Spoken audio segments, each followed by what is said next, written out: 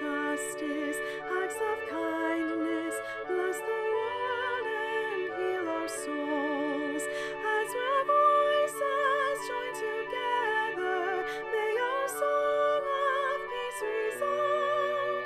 May we offer in abundance all the grace that we have found.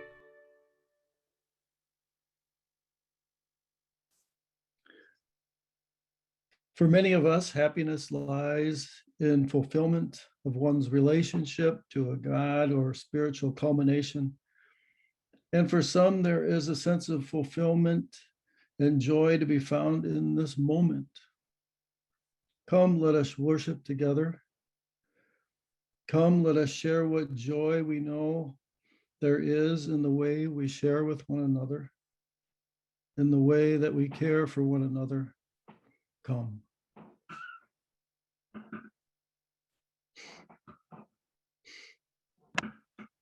From Khalid Asa, welcome. Look at this day, for it is life, the very life of life. In its brief course lies all the verities, the realities of your existence, the bliss of your growth, the glow of your action, the splendor of beauty. For yesterday is but a dream. Tomorrow is only a vision, but today well lived makes every yesterday a dream of happiness, and every tomorrow a vision of hope. Well, look therefore to this day and welcome one and all.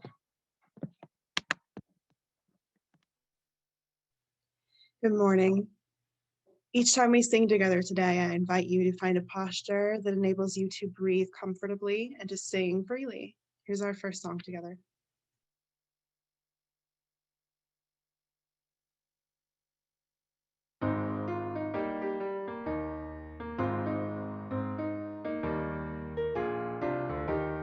There's a river flowing in my soul.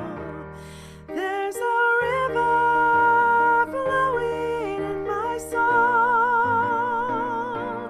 and it's telling me that I'm somebody.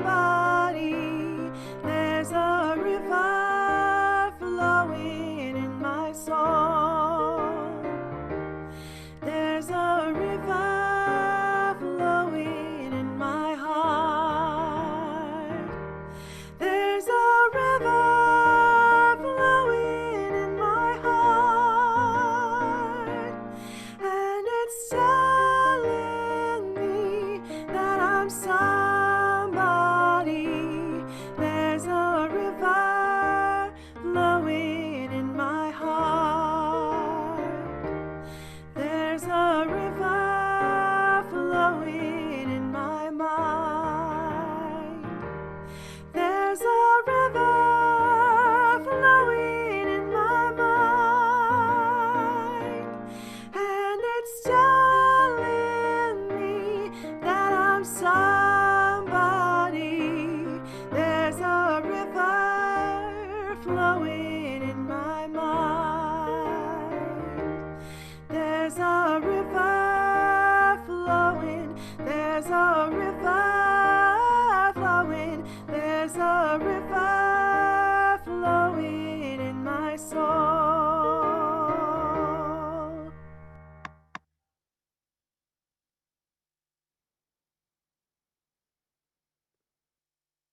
If you are lighting a chalice at home, we invite you to share in the chat where you are lighting the chalice from, so that we may think about you and we may all become a community through our thoughts. Our chalice lighting words are from the Passover of Haggadah. May the light we now kindle inspire us to use our powers to heal, not harm, to help, not hinder, to bless and not curse, to serve you, the spirit of freedom.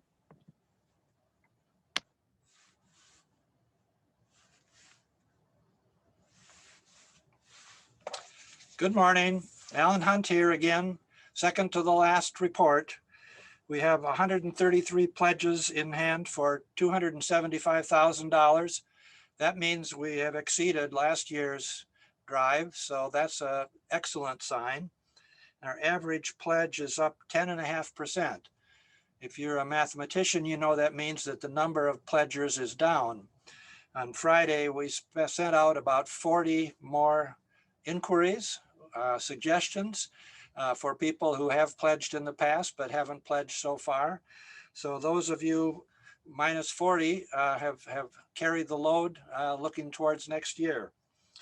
The intent is to close this pledge drive next Saturday, April 17th, and we will make a report to you on Sunday, April 18th. And if you're one of those few on this Zoom call who haven't made your pledge, go to peopleschurch.net, click the pledge button, and it will lead you right to where you need to go. Or if that's not in your skill set, call the church and leave a message, and we will communicate back to you and get something set up. Thank you for an amazing response to all our requests, and we keep building the beloved community, even if it's not in numbers, at least in depth. Thank you.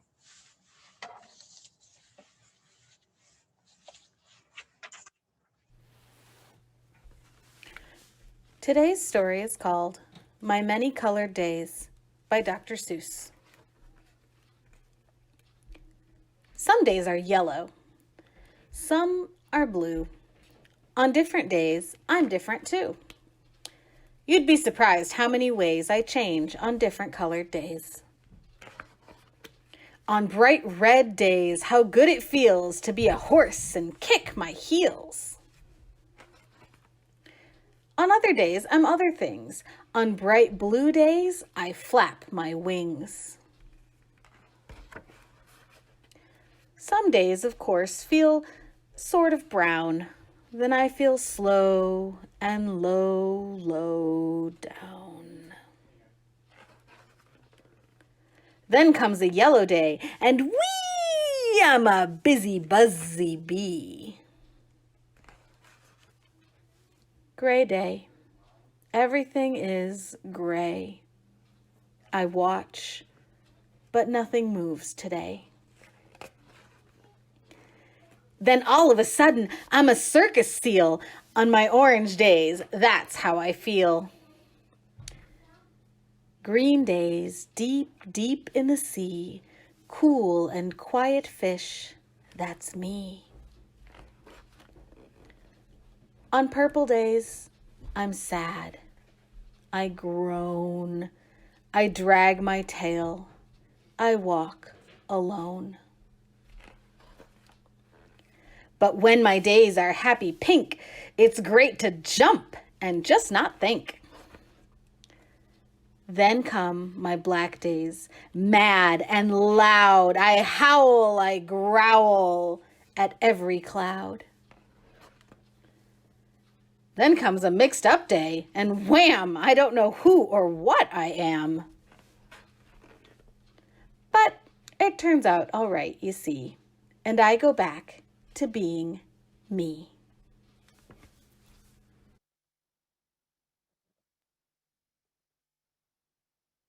People's Church has always been a very generous community, and we're particularly generous when the offering reaches outside of the walls of People's Church. And today we have such an offering. Today, you're going to be hearing some information about a group called KC Ready For, a group that gets children to disadvantages ready for preschool and ready for school. And as you'll hear in the video, there's a very definite connection between the works of People's Church and the works of KC Ready Fors. Good morning, People's Church. My name is Kristen Buell-Lepisto, and I'm the Executive Director at Kalamazoo County Ready Fors. And we are so pleased to be selected for your special collection to support our work. Though we're 10 years old, our founding is a beautiful story of social justice organizing and listening to the community. And we owe so much to Isaac and to People's Church. If you head over to our website, you can read this beautiful story, and you can even watch a video to learn more about it, and you will see many familiar faces. The mission of Casey Ready Fours is to advance fully accessible, high-quality pre-K for every 3 and 4-year-old living in Kalamazoo County. You can think of what we do in terms of 3 buckets. The first is high-quality supports for pre-K programs. So if you think of all of the supports that K through 12 educators get in their classrooms, we provide a lot of similar supports to the pre-K community. We have teacher mentors who work really closely with pre-K educators to set goals, to do coaching, and all sorts of support in the classroom.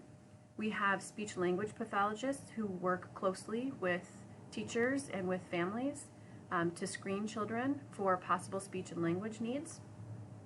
We have a clinical behaviorist who works with families and teachers on helping them navigate children who are exhibiting challenging behaviors. And we provide a lot of professional development.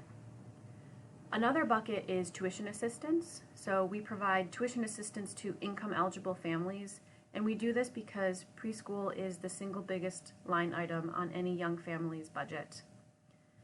And we also have a lot of family supports that we work closely with the families to connect them with other resources in the community that they might be in need of. So why does this matter? We have a lot of data to show that children who participate in high-quality pre-K programs learn up to twice as much compared to children who do not have a high-quality pre-K experience, and this is really important to set them up for success as they enter their kindergarten year. And as our friend Tim Bardick has shown, for every dollar spent on high-quality early childhood programs, $8 to $16 is returned to society, which makes it a really great investment. There are a plethora of benefits for the larger community as well. It's not only things like increasing kindergarten readiness and graduation rates, but it's things like decreasing crime, increasing adult earnings, lowering special education costs, and having just overall better health outcomes. 85% of a child's social, emotional, and intellectual abilities are determined by age 5. So this is an incredibly important time in young children's lives to make sure that they're having this really great high-quality experience. It has been proven to be the highest return on investment for any public initiative. One thing we learned through COVID was the importance of having quality and dependable childcare. The number of childcare development centers in Michigan has decreased dramatically over the last year. This is actually a picture of one of our centers with no children in it.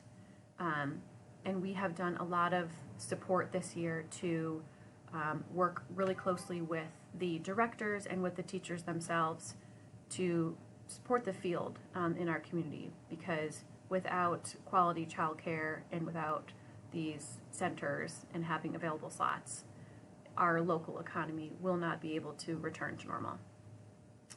This is just a great quote from one of our directors, Alexis, about how we supported the centers throughout this really challenging time. And in case you missed it, one of the other really exciting things that we did this year was we were able to offer a gratitude bonus for private pre-K educators in our network. And we did this because the state of Michigan did offer a hazard pay for K-12 teachers and for public pre-K educators, but private pre-K educators, who are the bulk of our pre-K community, were not included. And we felt it was really important to offer them a small financial gratitude bonus to thank them for all of their support and hard work throughout this pandemic. And lastly, I'm just going to leave you with one of my favorite quotes by Mr. Rogers. We live in a world in which we need to share responsibility. It's easy to say, it's not my child, not my community, not my world, not my problem.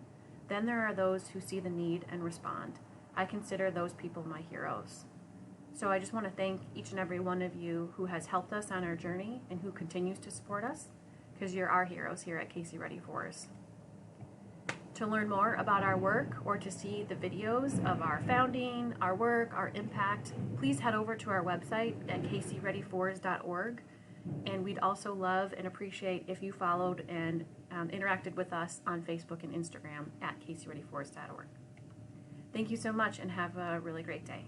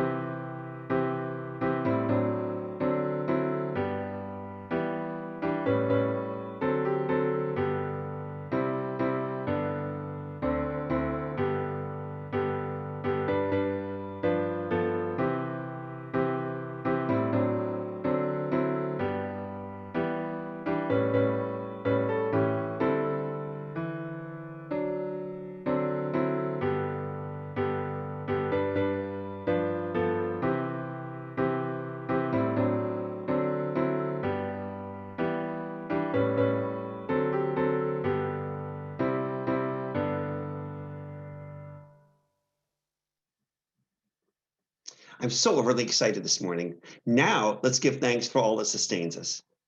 From the countless gifts we each have been given, gifts of life and love and sustenance, we bring these small portions to share in the works of love, which none of us can accomplish alone.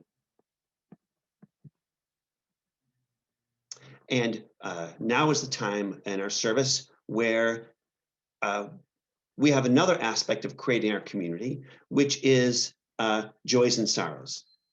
So if you have anything that you would like our community to know, please share it in the chat, and I will read those out loud. But we will move on now to the guided meditation.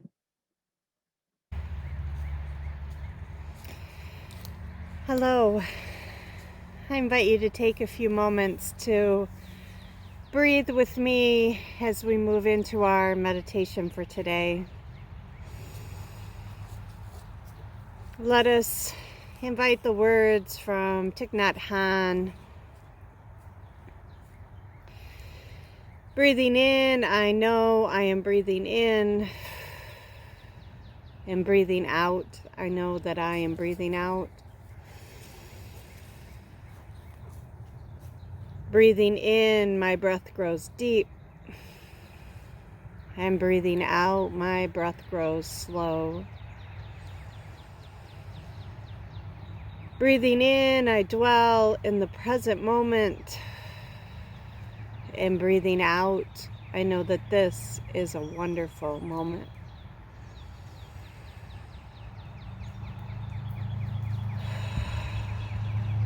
As you arrive in this time and place, I invite you to bring your attention to your body.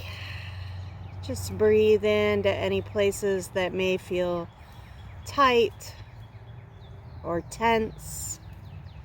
You may want to just stretch your neck a little bit from side to side, back and to the front.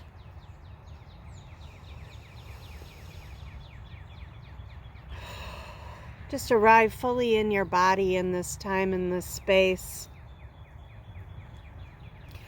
And invite a feeling of relaxation.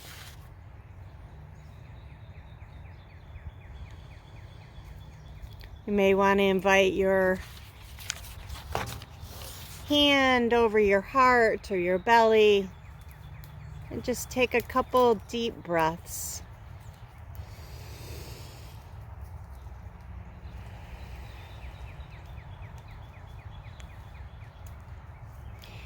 As you inhale, you can imagine your heart being filled with loving kindness and compassion. And as you exhale, you may wish to breathe out love and peace and extend that to all beings. Breathing in loving kindness and compassion. Breathing out peace and tenderness to all beings. Breathing in loving kindness. Breathing out peacefulness.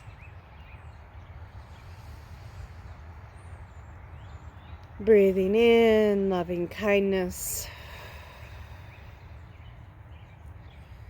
Breathing out peacefulness.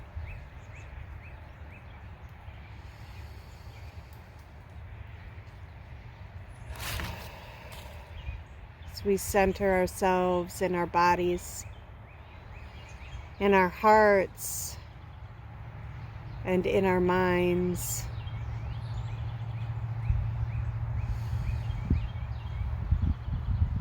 We close by saying, on this day, may we be filled with mindful awareness, with deepest wisdom, and with abundant patience. May we have an open heart and an open mind. May we be flexible and fluid.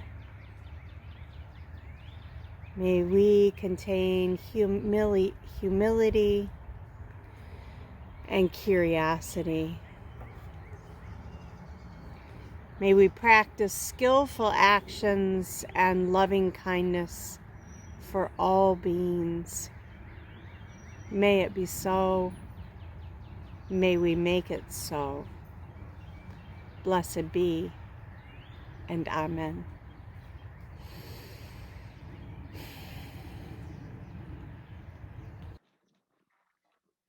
Our first reading is from Marilyn Moore's What Are Years? What is our innocence? What is our guilt? All are naked, none is safe. And whence is courage? The unanswered question, the resolute doubt, dumbly calling, deftly listening. That is misfortune, even death. Encourages others in its defeat, stirs the soul to be strong. He sees deep and is glad, who accedes to morality and in his imprisonment rises upon himself as the sea in a chasm, struggling to be free and unable to be in its surrendering, finds it continuing. So he who strongly feels behaves. The very bird grows taller when he sings, steals his form straight up. Though he is captive, his mighty singing says, satisfaction is a lowly thing. How pure a thing is joy. This is morality. This is eternity.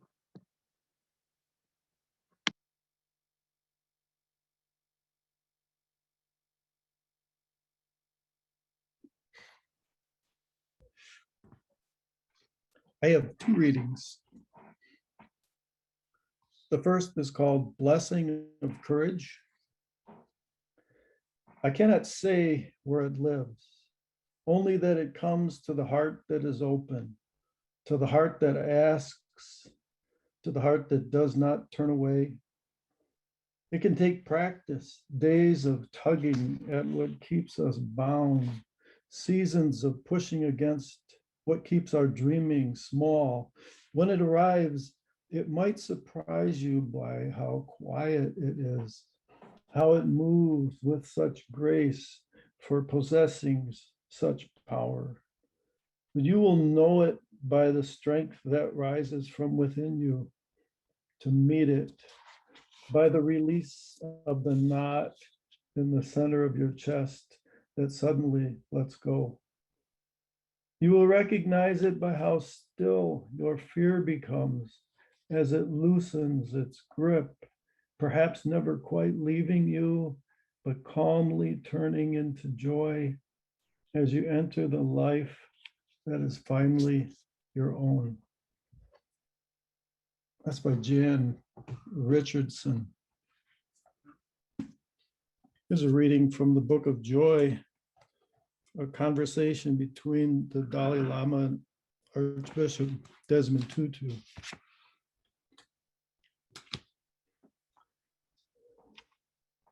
When I meet someone, the Dalai Lama said, returning to what was becoming an important theme, I always try to relate to the person on the basic human level.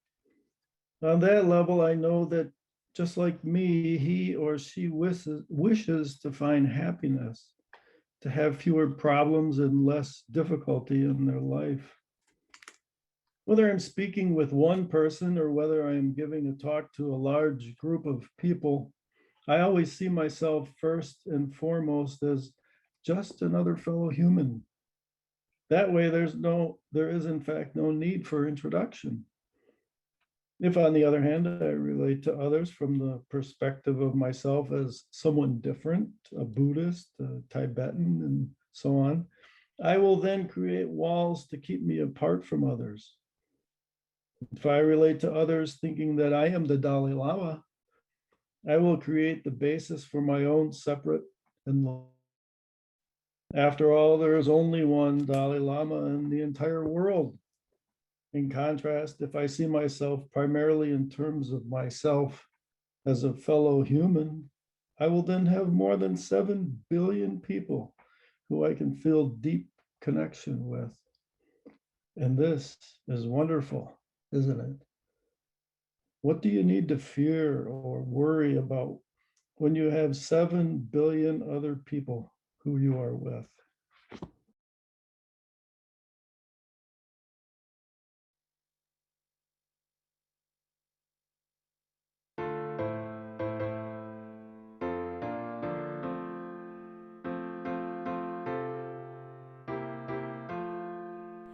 My life flows on in endless song above us lamentation. I hear the real, the far off hymn that hails a new creation. Through all the tumult and the strife, I hear the music ringing. It sounds an echo in my soul. How can I keep from singing? What though the tempest round me roars? I know the truth, it liveth. What though the darkness round me close? Songs in the night it giveth. No storm can shake my inmost calm, while to that rock I'm clinging. Since love prevails in heaven and earth, how can I keep from singing? When tyrants tremble as they hear the bells of freedom ringing, when friends rejoice both far and near, how can I keep from singing?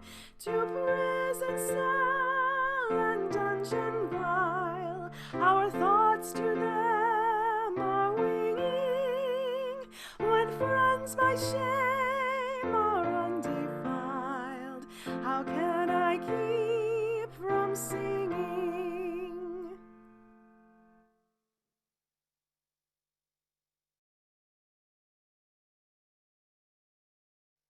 I've been asked to talk about happiness.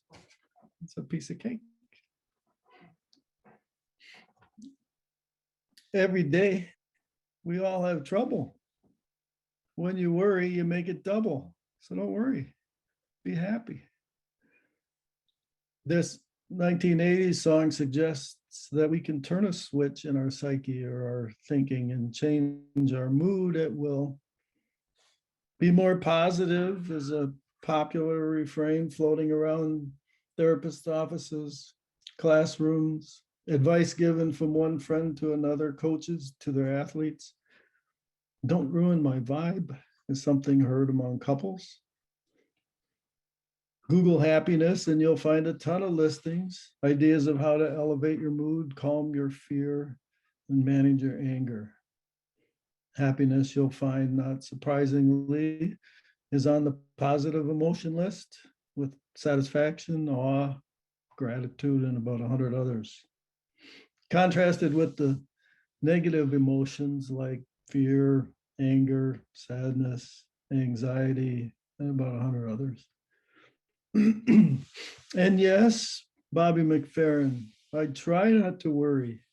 I don't want to double my trouble, but I often find myself searching for the happiness recipe. What might be in a recipe for happiness, you ask? Maybe some neurotransmitters, some chemical ingredients in the brain, a little dopamine, which is responsible for some experiences of pleasure, some hormones like oxytocin, which helps us feel connected. Serotonin can give you a little bump, elevate the mood, and throw in some endorphins. They can help block out some pain. Dopamine, that neurotransmitter that is activated when we're expecting a reward, is also used in cognition, movement, memory. It's released by the hypothalamus, and its job is about connecting neurons and producing the drive to get things done. And so it hooks us up into those behavioral loops that give us a sense of satisfaction. The hormone oxytocin is ready to assist in balancing out the potential addictive nature of dopamine. And it helps us connect in ways that have been especially useful in our human evolution. When my son Sam was an infant, and he screamed through the hot nights of July with colic, I got to walk him up and down the summer streets for hours to give his mom a break. Little did I understand that that experience would bond us forever. When I finally soothed him and he fell asleep on my arm and I sat and fell asleep with him on my chest, there was that release of that hormone oxytocin. I know this now, that this hormone works to draw us closer together.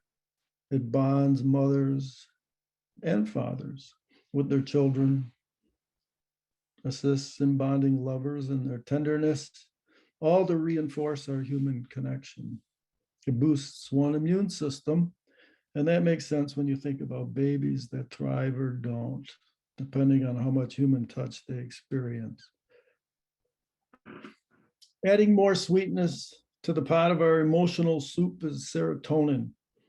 Celexa, Zoloft, Prozac, and all those antidepressant drugs are used a lot these days to give a bump to this hormone, which is related to our mood arousal, aggression, thinking abilities, and memory. We need it to relax and to lift our mood. Give me too much and I might get apathetic, throw off the balance, and I might have an anxiety disorder, depression, impulsivity, or disturbed sleep. So along with dopamine, oxytocin, serotonin, throw in some endorphins if you want to block pain and add pleasure to the recipe. And these are just some of the bazillion neurochemicals our brain uses for emotional responses in our environment. These emotional responses are the brain body's reaction to a stimulus, kind of unconscious. Like you see a friend that you haven't seen in a long time and your eyes tear up when they come through the door. That just happens unconsciously, automatically. Feelings are the interpretations we make about those physiological responses. I feel so happy to see you. Emotional states depend upon the chemistry and are activated in parts of the body. Brain feelings are the translation of these emotions. So I would say emotions and feeling, big part, perhaps the warp and woof of what we call our personality. The animated movie Inside Out is a fun example of kind of personification of the inside workings of our personality and feelings. The main character in the movie is a little girl named Riley. The infant, Riley, is shown to have physical contact with items like every other little baby in her environment. She puts them in her mouth And you can tell by her expressions when she has the experience or the feeling of disgust, eating peas. The movie switches to her inside emotional life, and all the alarms and the bells and the whistles go off, enabling her body to do what's natural when you're feeling disgust, and she spits out the disgusting peas. We meet Riley's personified fear and the tall beaker-like figure. He appears agitated and nervous and is generally in the retreat mode, backing out of any potential conflict. Anger, Riley's anger, on the other hand, is this red, flaming little square of energy who is ready to throw down at any small disappointment or perceived injustice. But the main figures in the movie are the mousy and passive sadness. And at the center stage is Joy, the always positive, bouncy, pixie-like sprite she's generally called to be in charge. So the audience is taken inside out on a trip within the relationship of the feeling world between these characters on the inside of the mind. Disgust, fear, anger, sadness, and joy. These interior responses parallel the physical world of Riley, the developing girl. Nothing can seemingly deter the inner Joy, who's always at the ready to turn every encounter, every little problem into something positive, keeping all those negative emotions in check, until one day she can't. The outer Riley has some growing to do and challenges to meet. And all is well. She manages quite well through all the scrapes and minor offenses and conflicts with her parents until a big crisis occurs. Riley and her parents move from the comfort and safety of their wonderful Midwestern home in Minnesota to a rundown house in San Francisco, next to a pizza place that only serves broccoli for a topping on her pizza. No friends, nothing familiar. All the negative experiences add up, pile up, and Joy starts to wane. Her head sinks low.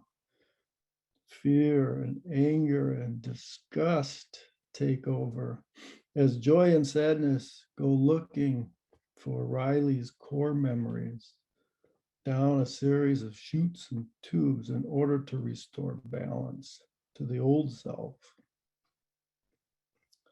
The little girl Riley has to face a fear of change. Of course, meet new people, learn new customs and new games, and manage the sadness of leaving her old life behind.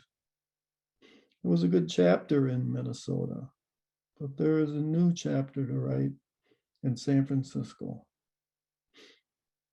The real mature Joy develops as Riley evolves with special assistance of sadness. So sadness and joy, the two together begin to steer the ship of Riley's emotional life. The audience is left with the notion that this human life is often an inside job. And a large part of this project is to learn to be friends with yourself. Being positive is a good thing, but acknowledging suffering, as Riley learns, is essential to becoming a more compassionate and loving human being.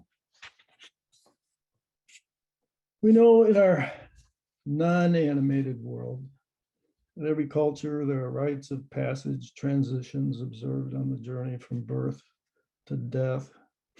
All along the way, crises present themselves in the world of all humanity, from the least difficult to the most astonishingly traumatic. This is true to many of us as witnesses to a pandemic of lost jobs, having loved ones die. This is bigger than normal developmental transition. Our view of the world is shaken, possibly altered completely. Many folks have symptoms common to those who suffer from anxiety and PTSD. In her book, The Memory Palace, Myra Bardock chronicles her story. Growing up with a mother with severe mental illness, Miss Bardock spent a childhood in fear as her mother sometimes disappeared, lit the house on fire, or threatened to kill Myra, her daughter, with a knife. Myra and her older sister decide as young adults to change their identities and flee from their mother, staying away for 17 years until they discovered that she was terminally ill. This is where the book begins and where the book ends. It's a memoir, an amazing account of this young woman who both loved and feared her schizophrenic parent. The reader finds himself following threads of fear and inspiration in this writer's profound relationship with someone she was incapable of living with, but held so much love for. At the end of her mother's life, Myra is still able at the nursing home with hospice care, still able to comfort her and add words of tenderness. In the interview notes at the end of the book, The Memory Palace, a journalist asks the author, Myra, what happiness meant to her. And she says, true happiness comes from trying to alleviate the suffering of others. And I also think it comes from always remembering what you love, paying attention to and recreating that sense of wonderment that we experience in childhood, but often forget as we grow older. The theory of post-traumatic growth suggests that many people do more than just survive their trauma. They learn to reimagine their lives and their world. They often learn to function at a higher level than before. Done in the context of a caring community, trauma survivors learn that they are not alone.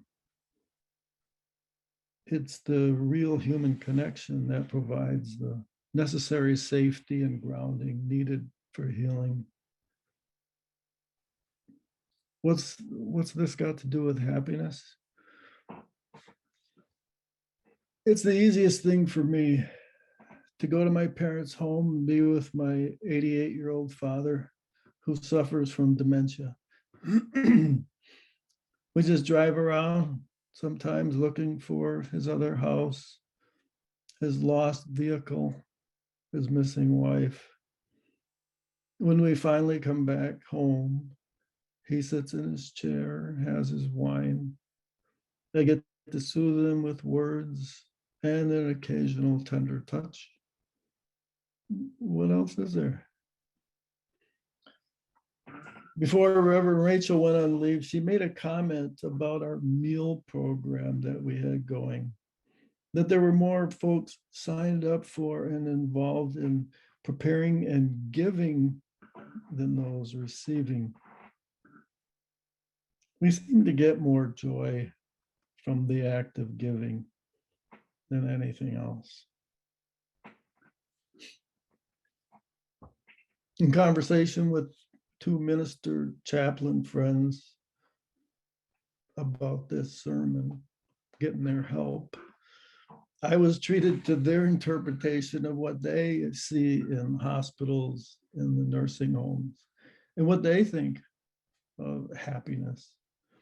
And both agreed that happiness may be some temporary experience, an event, but true happiness or joy was bigger, more of a stance, a choice, an attitude on how to be with relationship with one's life. Satisfaction is a lowly thing. How pure a thing is joy.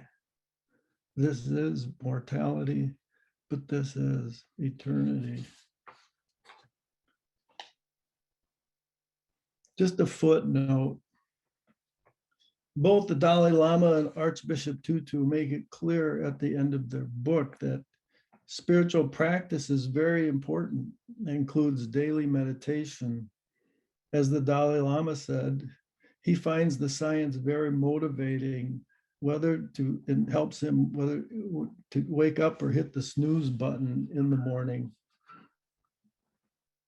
In the Book of Joy, Daniel Siegel explains that meditation uses attention and awareness to establish neural firing patterns that help the brain avoid the destructive reactivity that the Dalai Lama said was so toxic to our mental and physical health. Many of the practices appear to integrate and harmonize the brain so we can respond to the inevitable challenges of life with less fragmentation, more integration, less fear and anger, more ease and joy. So, all our meditation, Diane Melvin, and mindfulness is surely doing us good. Thank you.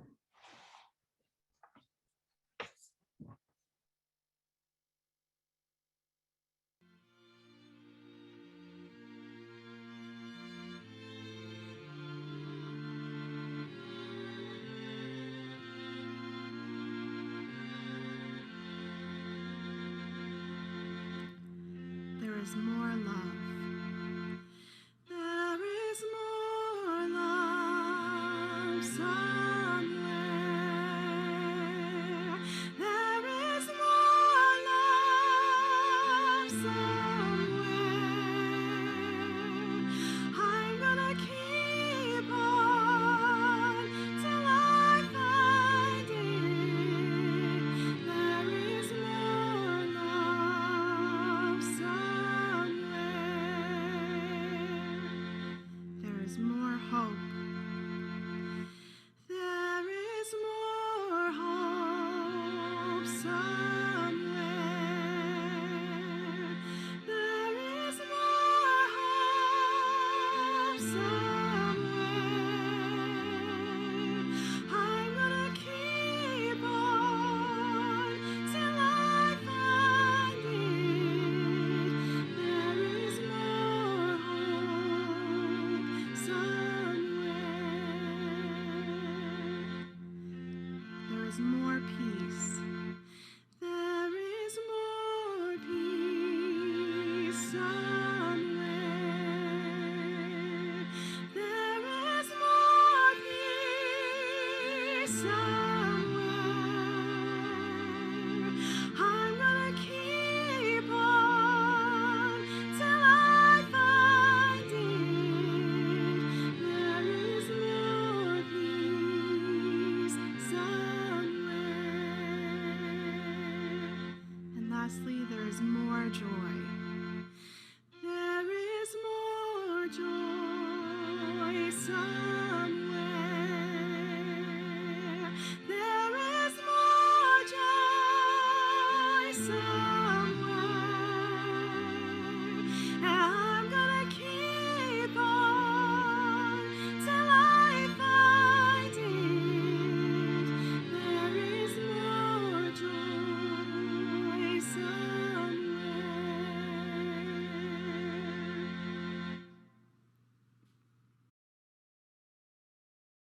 May you go out this day meeting your world as honestly as you can, as bravely as you can, as joyfully as you can, and may you go in love.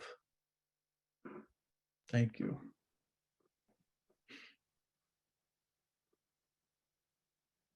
Thank you, Don.